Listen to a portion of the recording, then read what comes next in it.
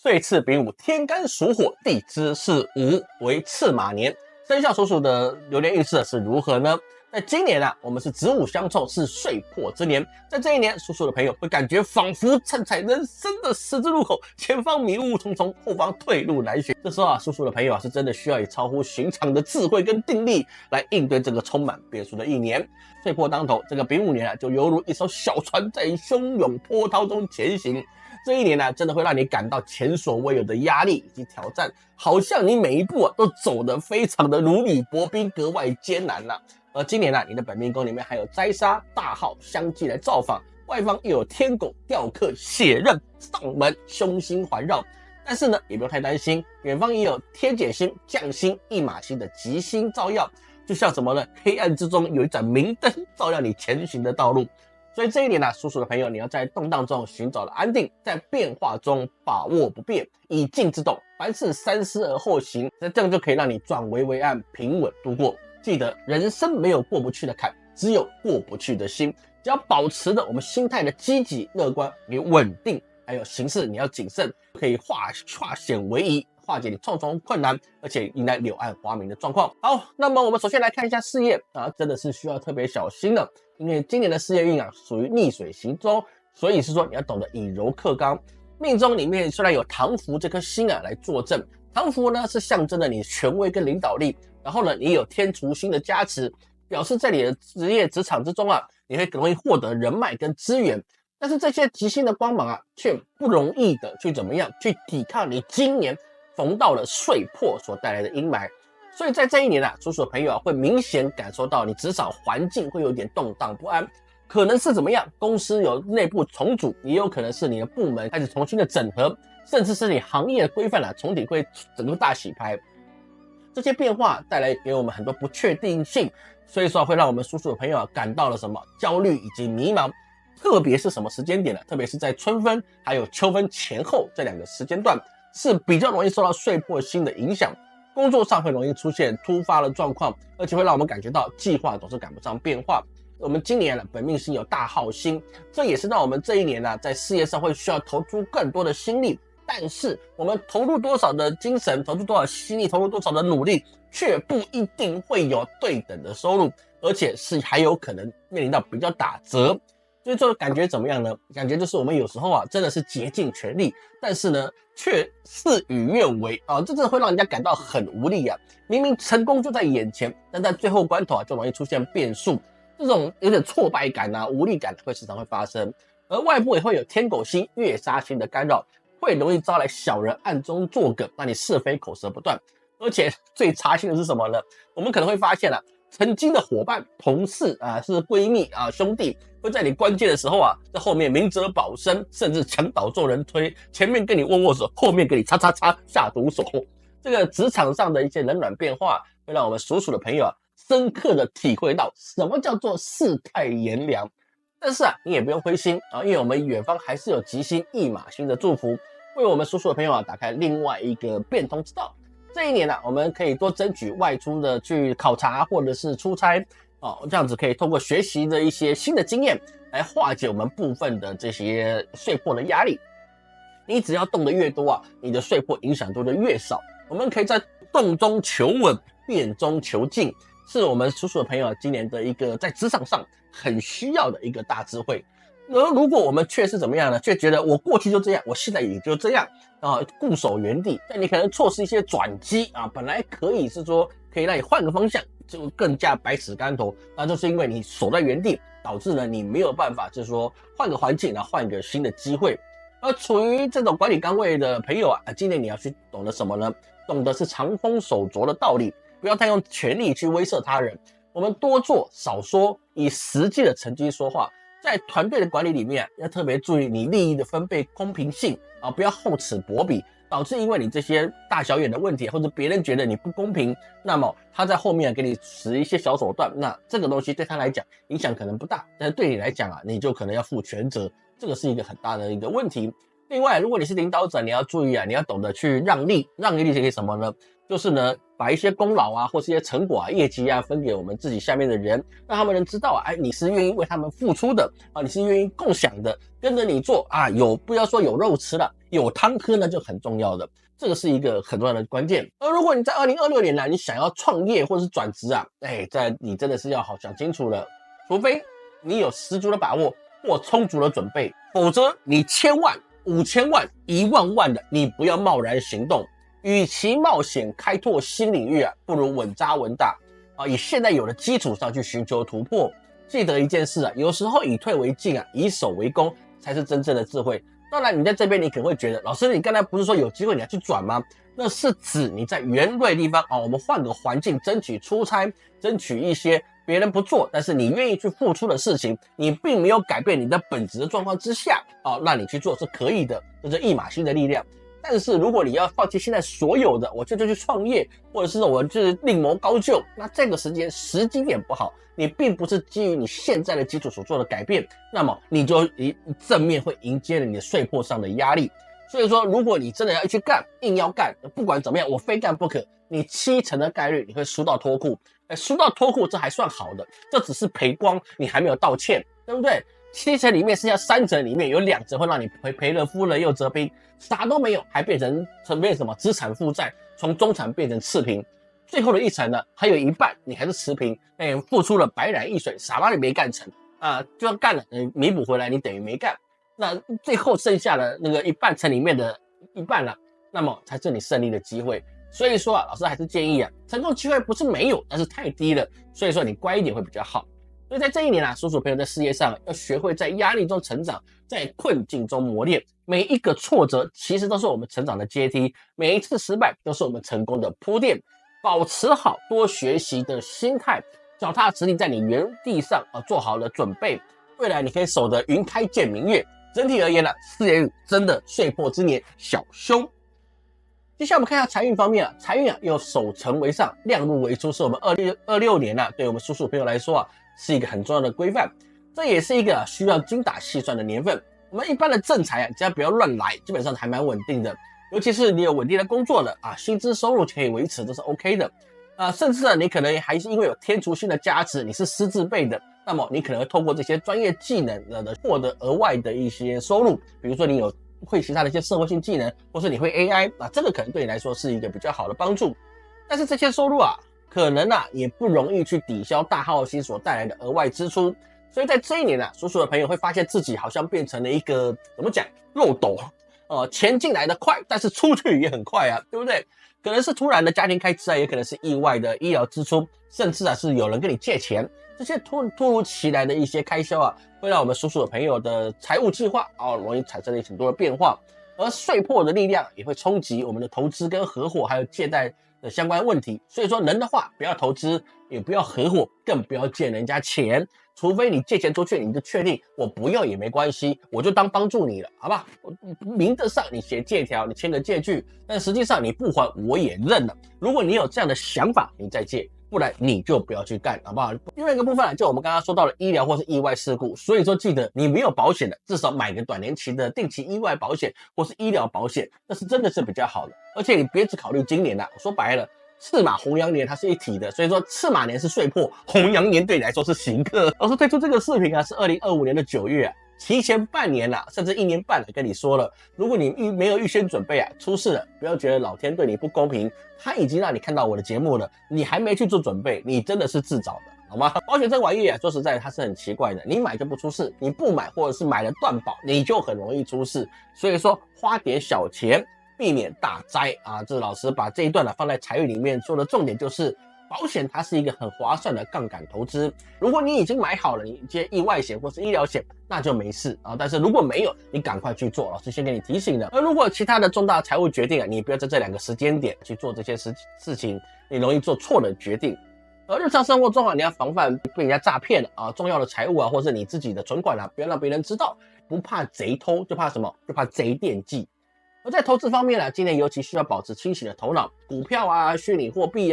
或者是杠杆交易啊等等的一些高风险的投资行为啊，最好你都不要去干。岁破之年啊，我告诉你，那个也不过12年才一次，你不要上赶着今年非要去做，那没有什么好机会是你现在非做不可。你只要不赔钱，你就是赚。你一定要去记得老师跟你讲的，岁破之年，明年是刑克之年，你不赔就算赚，你只要能够累积起来，你才叫胜利者。千万要记得啊，天上不会掉馅饼，也没有白吃的午餐，免费的是最贵的，这是要千万谨记的。而如果你真要考虑买房买车这些大额消费啊，建议还是延后2年之后再想。如果非要进行啊，你要做好充分的资金准备，比如说什么，我全款买，我不用贷款，那么代表我资金是不是没有问题呢？对不对？而且我全款买，我不用去付那个些所谓的利息，那我真的需要的时候，我质押出去的时候，我也没有拥有负债的问题，那产生了一些周转不灵的状况，因为你有抵押品嘛。但是你贷款，你临时发生了一些周转性的问题，所以说如果你不能全款，你就不要去做，懂老师意思吗？这个是很重要的一个事情。不然的话，你去硬要去做贷款，然后去买房买车啊，后面你遇到财务困境的概率也是非常的高。当然听起来这么差，但是我们其实危机中还是有转机的啊。比如说我们刚才提到它有天解星，就让我们属鼠的朋友啊，可以透过一些法律或合约的方式啊，我们要去注意到这些买卖的契约或者合伙的契约或者借贷的一些问题。我们从这里面看到有没有一些猫腻啊，避免你在以后我合法的跟你借钱，而且我会合法的不还你钱。有没有可能啊？这个状况可能是会有的，无论是投资或什么都是一样的，一定要仔细看这些条款，可以避免你在未来出现其他的一些不必要的问题。真的有需要状况之下，你明明就是看不懂，你也不要装懂，你就请律师、会计师帮你看一下。如果你有其他债务纠纷啊，记得哈，你要找合法的途径去做，不要是说啊，我是找兄弟啊，我找社会人啊去帮你讨。这个有时候啊，你其他时候找别人去讨没事，这个时候你找别人去讨啊。那别人去报个警啊，或者是去反诉你一下啊，你可能你也得进去了，好吗？这个没有必要的。在日常生活中啊，我们要懂得量入为出，做好预算的规划，做好记账啊，这个是一个非常重要的习惯，知道自己钱花到哪里去啊。不要想我说我没花什么钱，我都是怎么样，我都是做一些小吃小喝，那个应该没无伤大雅吧，反正整个加起来没多少钱。有时候啊，最怕的不是你花大笔钱出去，有时候是担心的就是你花小钱不自知，然后积少成多。积少成多不是只有你的存款，有时候你开支也可以积少成多的。有时候就在这个不经意之间，每一天可能几十块钱，它积累起来就差了很多。我们要记得，财富的累积啊，它是需要时间的。每个人需要有钱啊，但是富有之人，他们一定是累积来的，而不是说你一次来出来，一次出来叫暴发户。说财富，这个积久而成富，这也是一个很重要的观念。说做好这些理财观念了，那我们才能够怎么样？长期以来，让我们钱可以留得下来，而且能够累积起来。而在我们感情跟人际关系方面呢，我们要学习以心暖心，以情润情。2026年呢，对我们属鼠的朋友来说啊，是一个需要用心经营的年份。因为什么呢？因为受到我们的孤城跟寡宿还有地上星的影响，我们的情感部分啊，容易感觉到孤独，沟通的意愿啊也会下降。就像什么呢？就像躲在蜗牛壳里面的蜗牛。你既想要得到别人的温暖，但是呢，你又害怕受到别人的冷言冷语或是伤害，告白怕被拒绝。单身的朋友，我们这年桃花运是比较弱的，所以是说我们遇到新的对象，我们没关系，我先从朋友开始做起，慢慢来。有时候一开始大家觉得你可能不怎么样，但是后面他可能觉得你的好，就是有开始了，我们才能知道结果。而在另外一方面呢，我们在社交场合变得比过去并不容易去处理，毕竟我们有那个孤城跟寡宿，它不是只有影响爱情，一般人际关系上面，有时候我们自己也提不起兴趣，而且呢，也不容易去融入这个大环境。那么有时候我们就还是必须要我们出席，那是最重要的。你人在人情在，你有去参加，有时候我们就有这个机会，所以不用太关心，我们不一定要成为主角，但是呢，我们有参与对我们的整体的社交环境那是比较正面的。而对于已婚或是有伴侣的朋友来说在今年你会不容易的跟你的伴侣去做好沟通。有时候呢，对方让你不高兴，你就开始生闷气，那你也不讲你为什么生气，就在那边生闷气，然后呢，问了你越问越火大，不问没事，越问越火大，那该怎么办呢？所以这个时候你就尽量的让自己多出去散步，比如说公园或者是一些海滩边你要天气好的状况之下多去散步。其实公园最好，有草地的公园可以让我们好好的把身体上这些比较不满意的一些胸中的怨气或者不开心的气场把它代谢掉。其实说真的，有没有什么大事呢？都不是什么原则性的错误，那基本上都是感受性的问题，就觉得对方不尊重你，而对方为什么我们相处之间呢，你没有注意到这一点。其实我们规范别人都很容易，但是你要真的自己做到，你容易吗？我们换个举例来说，如果对方你的伴侣他跟你一样生闷气了，然后怎么讲他都不说，碰到东西好像碰到刺猬一样，那你会知道该怎么处理吗？你也不知道该怎么处理啊。所以说，最好的方式呢，就是我们要先懂得自我调试。那之后呢，你要不要去计较这件事情，其实也不是这么重要，因为我们自己已经不生气了，已经开心了，那么你就不用非扒了这件事而不去放啊，这个是很重要的。叔叔朋友要学得主动表达你自己的感受，不要在一起久了，老夫老妻了，对不对？有些话你就觉得啊不必说了，对方自然会知道。其实啊，越是相处的越久，越需要情感的滋润。有时候你一句贴心的问候，一个温暖的拥抱，一个用心的礼物，或是一个小惊喜，都能让对方感受到你的感情对他来讲是依旧的。记住啊，感情不是理所当然的存在，而是需要持续经营的一个很珍贵的宝物。而在家庭部分呢，今年要特别注意家庭关系的和谐，可能会因为子女的教育、长辈赡养的问题啊，产生了一些意见的分歧。这个时候我们要换位思考，多站在对方的角度去想问题。家啊，它不是讲理的地方，而是讲情的港湾。所以整体来说啊，无论处于哪一个感情阶段，今年都要特别记住，真诚永远是最好的沟通方式，包容是最美的爱情语言。不要因为工作的繁忙而忽略了感情的经营，不要因为生活的压力而忘记最初的承诺。你要用心的去爱，用情去温暖对方。相信啊，我们属鼠的朋友的感情运啊，在今年一定可以经得住考验，迎向更好的生活。整体而言，感情也属于中平。最后我们看到健康方面了，健康方面你要注意防微杜渐、养生为先的状况。在2026年呢，对我们属鼠朋友来说啊，是一个非常需要关注的年份，因为今年有灾杀、飞刃、血刃这些凶星的影响，那我们今年特别需要注意身体的健康，尤其是突发性的疾病跟意外伤害。所以我们刚才讲，保险是很重要的。说属鼠的朋友啊，也会明显感到身体的状况跟之前啊可能不是很理想的。过去可能精力比较旺盛，现在有点意兴阑珊，也有可能是持续性的疲劳感，一直不断在身体上出现，或者是一些旧疾啊，或是一些感冒啊，不断的去发作。这些基本上看起来不算是大病，但是呢，就是觉得总是不舒服。